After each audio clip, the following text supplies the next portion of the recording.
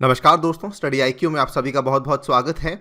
BIMSTEC की जो association है ये अब काफ़ी लंबे समय के बाद सुर्खियों में आई है और इस बार इसका सुर्खियों में आने का कारण एक पॉजिटिव डेवलपमेंट है जहां पर बिम्स्टेक का चार्टर फाइनलाइज कर दिया गया है लगभग 23 साल के बाद।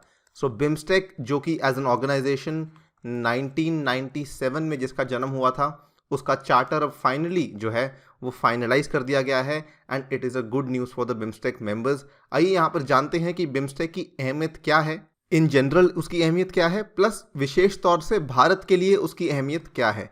एंड सेकेंडली हम यहाँ पर ये भी जानेंगे कि बिम्स्टेक के अभी तक वीक पॉइंट्स क्या थे जिसकी वजह से बिम्स्टेक एज एन ऑर्गेनाइजेशन आगे बढ़ नहीं पा रहा था। एंड फाइनली चार्टर बनने की वजह से क्या क्या फ़ायदे इसको हो सकते हैं। चलिए स्टार्ट करते हैं मेरे साथ। मेरा नाम है अनिरुद्ध। इस लेक्चर की पीडीएफ को यदि आप लोग डाउनलोड करना चाहते हैं तो मेरे टेलीग्राम चैनल से कर सकते हैं। इसके अलावा सोशल मीडिया पे भी आप मेरे साथ जुड़ सकते हैं। स्टडी आईक्यू की ऐप जिसको कि आप गूगल के प्ले स्टोर से डाउनलोड कर सकते हैं, यहाँ पर कई सारे कोर्सेज उपलब्ध हैं जिसके थ्रू आपकी यूपीएससी की तैयारी बहुत ही आसान हो सकती है। आने वाले प्रीलिम्स के लिए जो कि अक्टूबर 4 को प्लान्ड है, ये वाला पर्टिकुलर कोर्स आपकी तैयारी में काफ़ी ज़्यादा मददगार साबित हो सकता है। This is the past year prelims का डिस्कशन का कोर्स। इसमें हमने पिछले 10 साल के पेपर्स को सब्जेक्ट वाइज डिस्कस किया है। जल्दी से जाइए, ऐप को डाउनलोड कीजिए और कोर्स को बाय करिए। राइट। थोड़ा सा आपको बैकग्राउंड देना ज़रूरी है बिम्स्टेक के लिए। बिम्स्टेक जिसकी फुल फॉर्म है bay of Bengal initiative for multi sectoral technical and economic cooperation. जैसा कि इसका नाम है बे ऑफ बंगाल, जो भी कंट्रीज बे ऑफ बंगाल के साथ टच करती हैं वो कंट्रीज इसका हिस्सा हैं। Initiative for multi sectoral technical and economic cooperation, यानी कि यहाँ पर जो सहयोग होता है वो टेक्निकल एरियाज में होता है एंड आर्थिक एरियाज में यहाँ पर होता है। अब ये कब बनाया गया था? ये बेसिकली बनाया गया था 1997 में, और जब इसका जन्म हुआ था उस टाइम में इसमें केवल 4 मेंबर कंट्रीज थी, included Bangladesh, India, Sri Lanka and Thailand. कुछ समय के बाद इसमें और कंट्रीज इंक्लूड कर ली गई which included Myanmar, Nepal and Bhutan. आज की डेट में अगर आपको याद रखना है तो बेसिकली ये वाली 7 मेंबर कंट्रीज हैं, इंडिया, नेपाल, भूटान, बांग्लादेश, ये चारों हो गई आपकी साउथ एशिया की, प्लस श्रीलंका भी आपकी साउथ एशिया की हो गई। Then we have Myanmar and we have Thailand जो कि साउथ ईस्ट एशिया की कंट्री यहाँ पर इंक्लूड की जाएगी। नाउ इस पर्टिकुलर ऑर्गेनाइजेशन की खास बात यही है कि इसमें 5 कंट्री साउथ एशिया की हैं और 2 कंट्रीज एशियान की हैं, यानी कि ये ऑर्गेनाइजेशन एक तरीके से एक ब्रिज की तरह एक्ट कर सकती है जो कि साउथ एशिया और साउथ ईस्ट एशिया को जोड़ती है। साउथ ईस्ट एशिया की कोई भी ऐसी कंट्रीज नहीं है जो कि इंडिया के साथ किसी एसोसिएशन में जुड़ी हुई हो। यहाँ पर काफ़ी अच्छी चीज़ है जहाँ पर 2 डिफरेंट सेक्टर्स के, 2 डिफरेंट एरियाज के, 2 डिफरेंट रीजन्स की कंट्रीज बेसिकली एक ऑर्गेनाइजेशन में इकट्ठी आती हैं। इसीलिए इसको एक ब्रिज कहा जाता है between South Asia and South East Asia. Basically it includes all the major countries of South Asia except Maldives नहीं है, अफगानिस्तान नहीं है और पाकिस्तान नहीं है। अगर हम इसकी अहमियत की बात करें सबसे पहले भारत के लिए तो इसकी अहमियत बहुत ही ज़्यादा है। क्यों?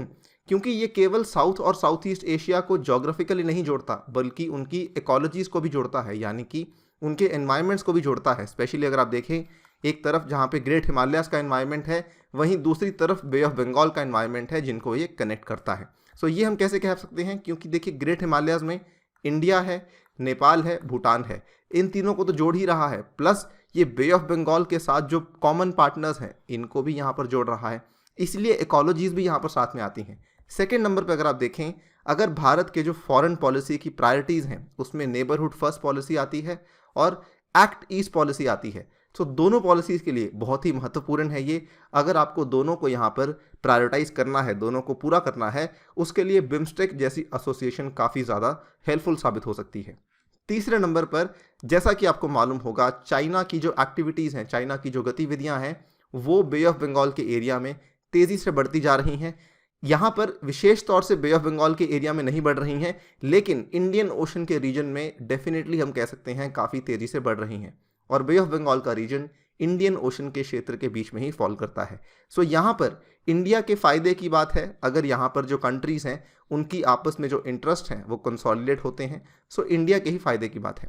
एंड फाइनली अगर हम विशेष तौर से बात करें, भारत के जो नॉर्थ ईस्टर्न एरियाज़ हैं, नॉर्थ ईस्टर्न स्टेट्स हैं, जहाँ पर मणिपुर, मिजोरम, सिक्किम, अरुणाचल प्रदेश, असम, मेघालय जैसे एरियाज आते हैं जो कि लैंडलॉक्ड एरियाज माने जाते हैं। सो इनके लिए भी काफ़ी बड़ी यहाँ पर अपॉर्चुनिटी बन जाती है बिम्स्टेक, बिकॉज ये डायरेक्टली कनेक्ट कर सकते हैं to the bay of Bengal through Bangladesh, Myanmar and Thailand. यहाँ पर अगर आप देखें इस पर्टिकुलर इमेज को, सो ये वाला जो भारत का एरिया है, ये वाला एरिया डायरेक्टली सी को एक्सेसिबल नहीं है, लेकिन they are accessible through C Bangladesh से, म्यांमार से और थाईलैंड से। सो यहाँ पर 3-4 बड़ी बड़ी एरियाज हैं जिसकी वजह से ये कहा जा सकता है कि बिम्स्टेक भारत के लिए काफ़ी ज़्यादा महत्वपूर्ण है, काफ़ी ज़्यादा क्रूशियल है।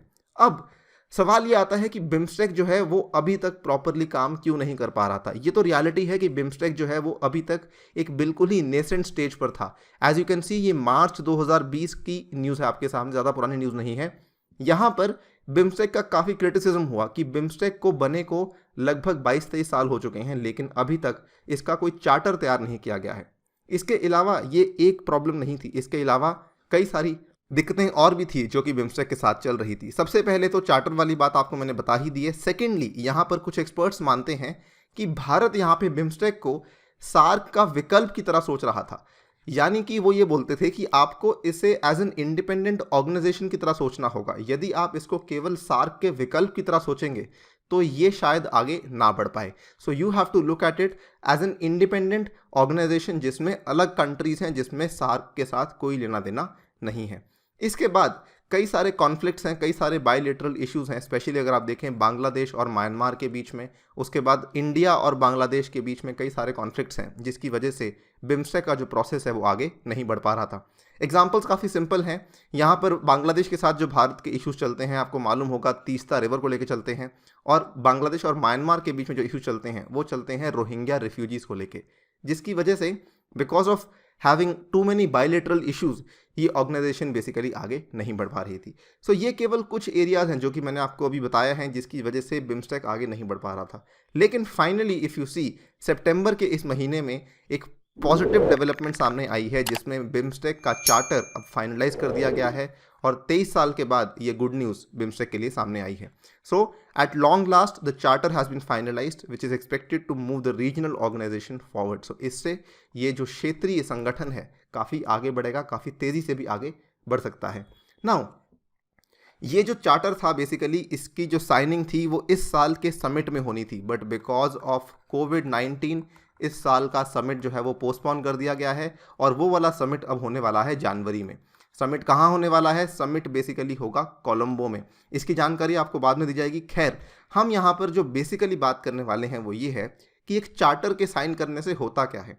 देखिए, चार्टर के साइन करने से बेसिकली ये होता है कि आपकी जिम्मेदारियाँ क्लियर हो जाती हैं। कौन सी कंट्री किस चीज़ के लिए जिम्मेदार है, कौन सी कंट्री क्या चीज़ करने वाली है, कौन सी कंट्री क्या चीज़ नहीं करने वाली है, ये सब चीज़ें एक चार्टर के थ्रू क्लियर होती हैं। इसीलिए एक चार्टर का बनाया जाना किसी भी संगठन के लिए बहुत ही महत्वपूर्ण साबित होता है।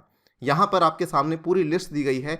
ये जो चार्टर है इसकी पूरी डिटेल सामने नहीं आई है, लेकिन एक लिमिटेड डिटेल्स ये कहती है कि बांग्लादेश के पास यहाँ पे जिम्मेदारी होगी for trade and investment, Bhutan के पास होगी एनवायरनमेंट और क्लाइमेट चेंज के लिए, इंडिया के पास होगी security, counter terrorism, transnational crime और एनर्जी के लिए, म्यांमार के पास होगी एग्रीकल्चर और फूड सिक्योरिटी के लिए, नेपाल के पास होगी पीपल टू पीपल कॉन्टैक्ट के लिए, स्पेशली कल्चर और टूरिज्म के लिए, श्रीलंका साइंस टेक्नोलॉजी और इनोवेशन के लिए और थाईलैंड होगी कनेक्टिविटी के लिए।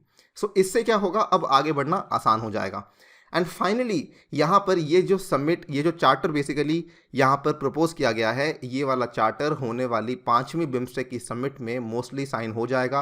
और यहाँ पर once that charter is signed we can basically see कि बिम्स्टेक जो है वो आगे बढ़ सकता है। और यहाँ पर आपको बता दूँ, जब तक रीजनल ऑर्गेनाइजेशंस आगे नहीं बढ़ पाती तब तक रीजन की कंट्रीज़ आगे नहीं बढ़ पाती। इसीलिए it is very very important कि इन कंट्रीज़ को साथ में आगे बढ़ना होगा as part of an organisation, और तभी जाके ये इंडिविजुअली भी आगे बढ़ सकती हैं। अगर बिम्स्टेक आगे बढ़ता है, इंडिया भी आगे बढ़ता है। On that note I take your leave. Thank you for listening. Stay tuned and stay safe.